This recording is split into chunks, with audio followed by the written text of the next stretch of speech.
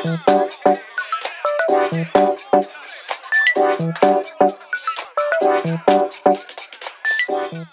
lagi Saifam, seneng banget akhirnya aku, Ganis Yubastian, bisa punya kesempatan lagi buat didengerin sama Saifams di sini. So, hari ini aku nggak sendiri, tapi aku ditemenin sama salah satu psikolog kita, ada Kak Nerisa Arfiana, MPSI Psikolog alias Kak Risa. Halo Kak Risa, apa kabar? Hai Ganis, kabarku di sini baik-baik aja, sehat-sehat dan lagi dalam keadaan yang tenang.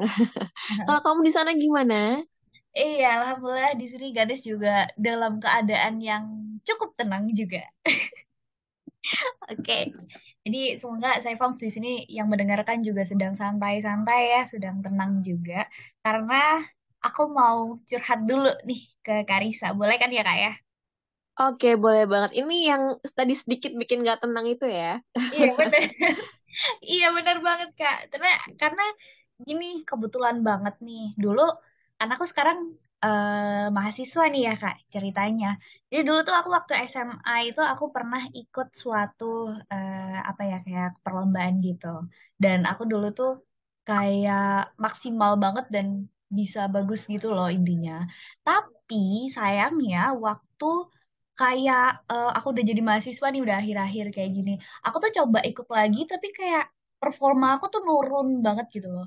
Itu tuh bikin aku jadi kayak aku tuh kesel sama diri aku dan apa ya nyalahin diri aku karena menurut aku harusnya aku nggak kayak gitu gitu loh Kak. Apa mungkin sih maksudnya? Gak tahu nih apa saya juga mengalami hal yang sama. Tapi menurut Karisa kayak gitu normal nggak sih? Paham-paham. Karena nggak sesuai dengan ekspektasi kita ya. Dan nggak sesuai dengan yang biasanya Ganisnya nih gimana gitu. Jadi muncul deh rasa kesel gitu kan. Ada rasa bersalah juga gitu. Sebenarnya segala respon emosi kita tuh boleh-boleh aja kok. Asal nggak sampai berkelanjutan, lalu buat kita jadi sulit lagi untuk berfusi ya. Misalnya nih, jadi kayak nggak mau lagi lomba, atau kita jadi anxious banget, jadi kayak keringetan, terus jadi panic attack gitu kan. Terus jadi susah untuk berkarya lagi. Nah, kalau udah sampai situ, berarti respon emosi yang kita punya udah perlu kita perhatikan banget nih, dan kita olah sungguh-sungguh. Oke, I see. Cuman berarti itu nggak apa-apa ya. Karena aku tuh takut banget ada sampai di tahap kayak, ih, aku kayak benci banget diri aku sendiri. Pokoknya melihat diri aku tuh dengan pandangan yang negatif gitu loh, Kak. Nah, itu tadi kalau responnya kesel, rasa salah gitu ya, itunya sih normal gitu ya, wajar. Tapi kalau udah sampai Ganis benci banget sama diri sendiri, apalagi sampai mungkin menghukum diri gitu ya, udah deh aku nggak kayaknya nggak deserve untuk ikut segala kompetisi gitu misalnya ya. Nah, itu kan berarti udah mengganggu kamu untuk berkarya kan, untuk menjadi orang yang lebih baik. Nah, kalau udah sampai situ berarti respon emosi kamu perlu diperhatikan lebih dalam karena sepertinya sudah masuk ke intensitas yang cukup tinggi ya, dan apalagi kalau itu sering banget kamu alami, nah itu berarti frekuensinya juga cukup besar tuh. Nah, itu kamu perlu perhatikan, berarti ada sesuatu yang tidak lagi wajar. Begitu, Ganis. Oke. Ini mungkin salah satu contoh dari aku aja ya tadi ceritanya. Tapi kalau secara umum nih Kak, kan kita sebagai individu tuh punya kekurangan gitu kan dalam diri kita. Sebenarnya gimana sih caranya kita itu apa ya menghadapi gitu kekurangan yang kita punya? Oke, aku senang banget nih kalau ngobrol-ngobrol terkait sama ini dengan orang-orang maupun dengan klien yang aku temui itu kita bahasnya dengan sudut pandang compassion karena kebetulan aku mendalami tentang compassion atau belas kasih khususnya self compassion atau belas kasih untuk diri. Jadi kalau misalnya ditanya seperti ini, aku suka banget jawab dengan bilang dengan kita meningkatkan self compassion kita atau belas kasih ke dalam diri kita akan bisa mm, merespon situasi itu dengan sehat lah ibaratnya. Kayak tadi kesel, rasa salah, tapi tidak sampai mengganggu atau membuat kita jadi membenci diri kita berlebihan. Contohnya, compassion itu ngebuat kita untuk stay mindful. Jadi mindfulness itu ada dalamnya self compassion nih Ganis. Kalau Ganis pernah dengar, mindfulness itu kan ngebuat kita stay in present ya. Iya, Kita iya. nggak ketika kita melihat masa lalu, kita melihat masa lalu seapa adanya. Ketika kita melihat masa depan, kita juga melihat masa depan seapa adanya.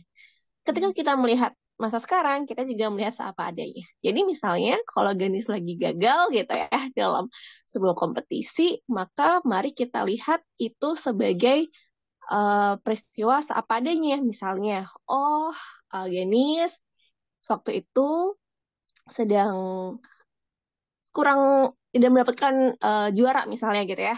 Karena apa gitu? Oh, misalnya karena sempat berbuat kesalahan nih di bagian mana. Nah, itu yang kita lihat, lalu itu kita jadikan pelajaran. Tetapi kita tidak perlu untuk melihatnya sebagai suatu hal yang sifatnya asumsi ya. Misalnya, oh karena aku gagal, berarti aku adalah orang yang akan gagal seterusnya gitu kan. Nah, itu Buruk kan banget, sudah terus tidak banget. lagi melihat keadaan apa adanya gitu kan Ganis. Iya Kamu benar. udah membuat asumsi nih gitu. Nah, kalau udah seperti itu tuh udah gak mindful lagi tuh dan udah nggak part of self compassion dan akan justru bikin kita jadi makin down gitu kan kalau kita ngebawa ke arah sana. Sampai sini kamu dapat nggak sih Ganis yang aku maksud? Dapat dapat. Berarti itu kayak apa ya?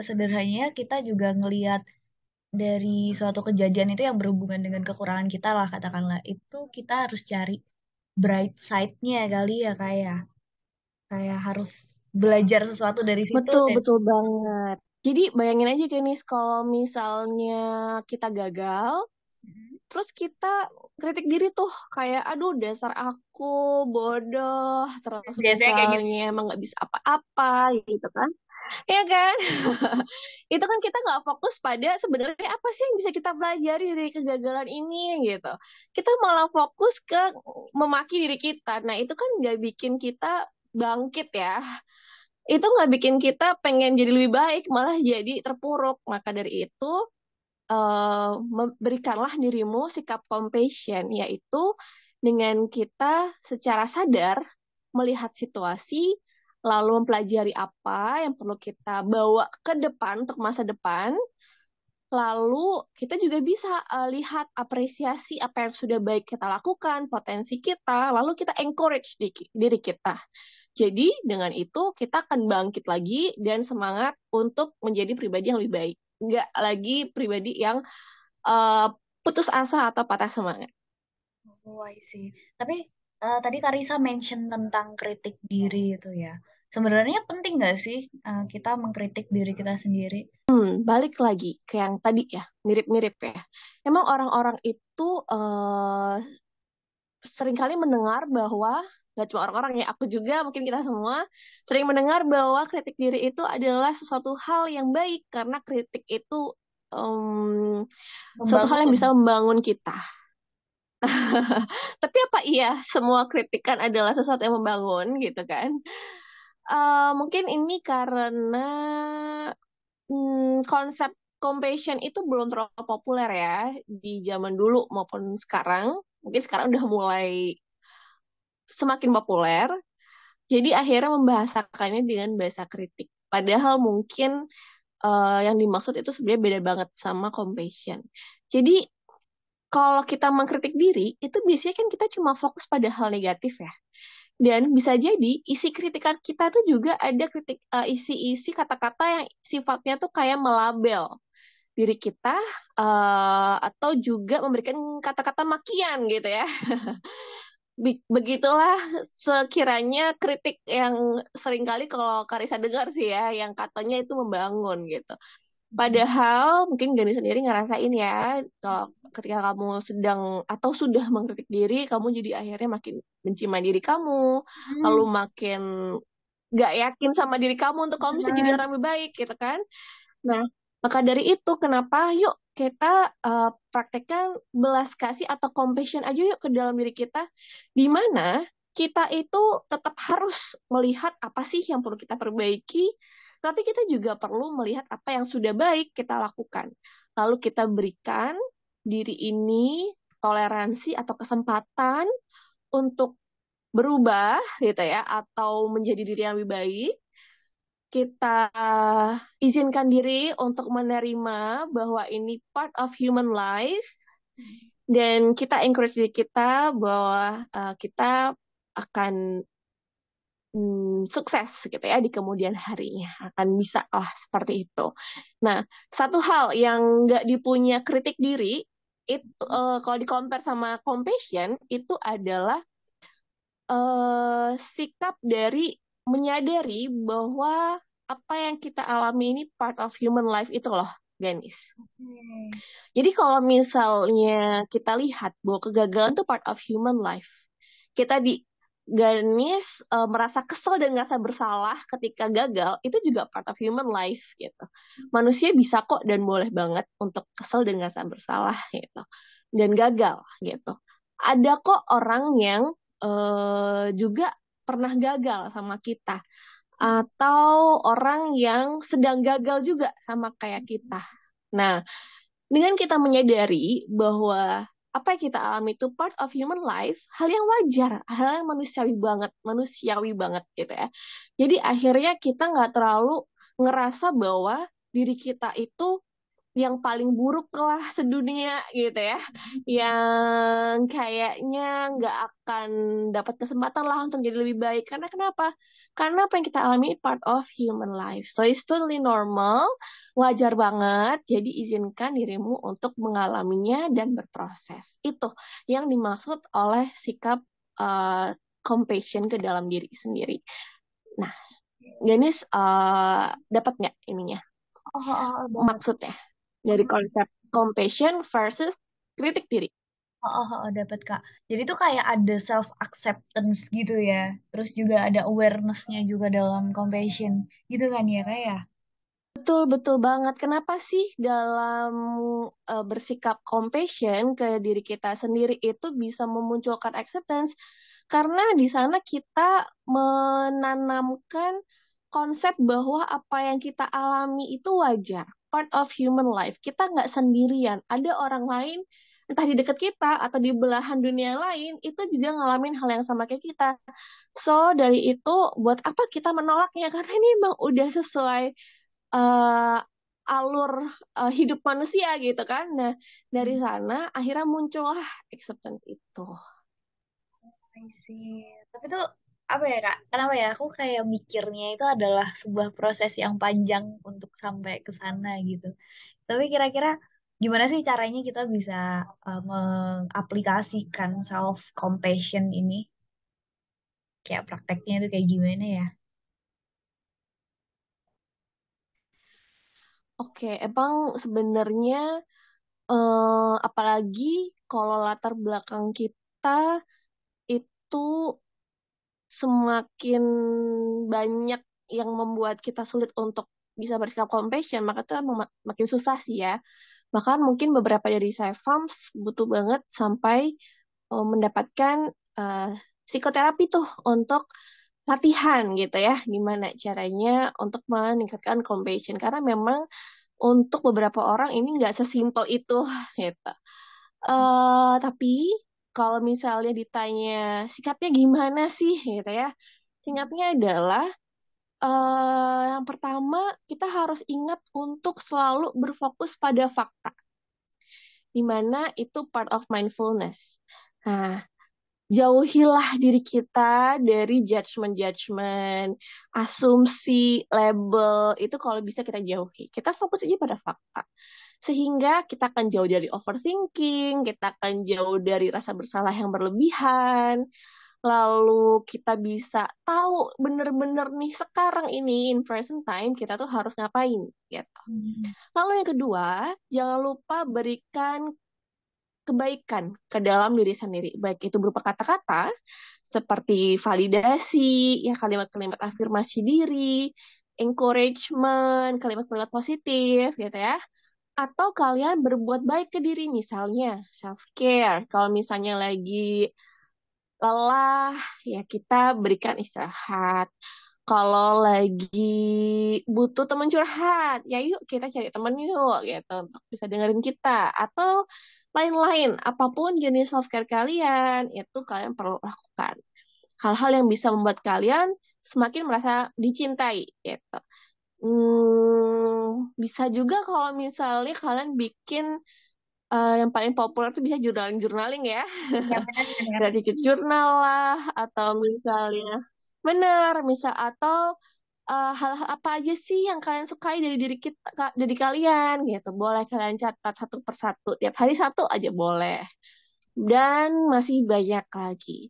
Lalu yang ketiga adalah selalu ingat bahwa yang kita alami itu part of human life. Itu penting banget. Terus kita nggak sendirian. Kita tuh nggak bener-bener alone. Walaupun kita nggak tahu di sekitar kita siapa yang lagi sama-sama suffering banget kayak kita. Tapi percayalah di belahan dunia sebelah mana gitu ya. Itu ada juga orang yang lagi sama-sama struggling seperti kalian dan eh, dia juga sedang bertahan. Sehingga kita jadi sadar bahwa oh kita tuh sebenarnya punya support system kok. Oh ternyata apa yang kita alami itu manusiawi kok. Oh ternyata wajar kok. Oh ternyata aku tuh nggak sendiri loh. Ternyata aku nggak satu-satunya orang yang paling terpuruk di dunia dan ada orang lain nih dan dia juga bertahan. Maka aku juga pasti bisa bertahan. Lalu biasanya dengan kita sadar bahwa ada orang lain juga yang mengalami sama seperti kita, itu nggak ngebuat kita bisa ngebuat kita jadi lebih tahan untuk menghadapi situasi-situasi yang sulit. Bisa membuat kita ngerasa bahwa oh kita tuh gak sendirian, kita ada temennya. Nah makanya untuk teman-teman, kenapa sih kok penting banget ya join support group misalnya support group untuk orang-orang dengan depression misalnya gitu ya, atau misalnya support group untuk orang-orang yang grieving gitu, atau misalnya ibu tunggal gitu misalnya. Itu gunanya adalah supaya kita sadar bahwa kita itu nggak sendirian menghadapi situasi ini di dunia ini. Ada orang Kalau lain dan support gitu ya. kita bisa saling support. Itu penting. Benar-benar banget. Nah, tiga ini aja diingat-ingat terus dan di remind ke dalam diri sendiri, diaplikasikan, maka kita akan semakin terampil dalam mempraktikkan belas kasih untuk diri kita atau self compassion itu. Oke, I see. Jadi emang apa ya, ada prakteknya juga sih buat sehari-hari. Dan menurut aku kalau kayak gini berarti kayak kita emang butuh latihan dan butuh apa ya, membiasakan diri gitu juga sih. Apalagi tadi aku suka banget waktu yang bagian Banget banget. yang kita harus apa ya, seenggak-enggaknya nulislah satu kebaikan atau hal-hal yang kita suka atau hal yang baik dalam diri kita apa gitu. At least sehari satu. Buat menyadari gitu ya kak ya. Diri kita tuh seperti apa dan gak ngeliat dari sisi kurangnya aja. Betul, Hmm, betul. Latihan menyadari sesuatu yang positif yang kita alami atau yang ada dalam diri kita itu akan membantu banget untuk meningkatkan self compassion kita. oke. Iya kak, kalau lagi gitu tuh itu biasanya aku juga melakukan self talk sih. Jadi kayak ngomongnya ini sama diri sendiri. Biasanya ngomong di depan cermin gitu ya. Terus kayak ngomong, aku habis melakukan kesalahan apa gitu. Terus ya udah biasanya aku bilang ya it's okay, it's a normal thing buat membuat sebuah kesalahan. Terus kayak gitu, ya udah ngomong aja ke diri kita apa perasaan kita. Terus gimana kita mau ngatasinnya nanti ke depannya mau dibuat apa. Itu biasanya aku kayak gitu juga sih. Bagus banget tuh Ganis, karena apa yang kamu lakuin itu udah dalam bentuk udah bentuk self compassion tuh. Karena kamu udah pertama kamu ngajak dirimu menyadari apa sih yang kamu rasakan, lalu apa sih yang lagi kamu alami, fakta-faktanya apa gitu ya. Terus habis itu kamu juga mengajak dirimu untuk benar-benar tahu apa sih yang harus kamu lakukan ke depannya gitu, sehingga kamu fokus pada masa ini untuk masa depan gitu kan. Lalu kamu juga beri kalimat-kalimat yang baik, yang lembut, yang hangat ke dirimu sendiri gitu kan. Nah, itu udah masuk ke dalam self compassion. Apalagi tadi kamu bilang bahwa it's normal gitu, ini wajar gitu. Jadi membuat kita jadi menyadari bahwa apa yang kita alami itu nggak aneh kok gitu. So it's totally okay. Jadi keren banget yang udah dilakuin Ganis tuh udah salah satu bentuk self compassion yang bisa diikutin sama saya fans. Oke. Tapi ini lagi-lagi buat catatan buat saya Frams bahwa apapun yang kita lakukan kayak tadi itu adalah sebagai contoh-contoh aja kayak journaling, kemudian self talk dan sebagainya itu juga adalah bagian dari contoh aja. Tapi kalau saya Frams menemukan cara yang lebih efektif untuk dirinya sendiri, it's really okay buat eksplorasi. Bener kan ya Karisa ya? Yap, benar banget karena setiap orang itu punya kecocokannya masing-masing gitu ya. Jadi bukan berarti satu orang itu misalnya ngelakuin journaling ini itu cocok banget, itu berarti semua orang juga cocok, enggak. Jadi kita semua punya preferensi kita masing-masing dan mana yang cocok untuk kita, mana yang paling kita butuhkan. So, eksplorasi aja mana yang paling cocok untuk kalian, coba-coba gitu ya. Kalau kurang cocok, ya coba kita ganti, tapi kalau cocok boleh kita teruskan. Dan kalau udah nemu satu cocok, boleh ditambahin yang lain gitu kan. Semakin banyak tools kita untuk mengembangkan belas kasih kita untuk diri, itu semakin bagus lagi. Oke, itu bener banget. Mungkin buat Saifams bisa dibuat catatan ini tadi beberapa hal yang kita bahas tentang diri kita sendiri dan apa ya, semoga baik aku maupun mungkin Karisa bisa apa ya untuk menjadi versi yang lebih baik dari kita sekarang. Oke, Karisa, I think kita untuk hari ini ngobrolnya itu dulu. Dari Karisa ada yang mau ditambahin pesan-pesan last words buat Saifam? Oke, untuk saya fans yang ada dimanapun berada, sekali lagi kalau misalnya kalian pun menemukan kesulitan dalam memberikan belas kasih pada diri, tidak perlu kalian terlalu merasa berat atau misalnya ngerasa gagal atau menghakimi diri sendiri ya, karena it's totally okay. Kembali lagi ke konsep self compassion bahwa kalian tuh nggak sendirian, ini wajar, ini sangat manusiawi.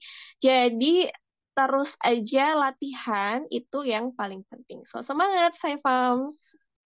Oke, thank you Karisa dan thank you juga Saifons buat yang mendengarkan di hari ini dan itu aja. Jangan lupa untuk tetap mendengarkan dan apa ya mungkin teman-teman di sini mau ikut webinar-webinarnya dari Solution bisa langsung cek aja di Instagramnya Solution.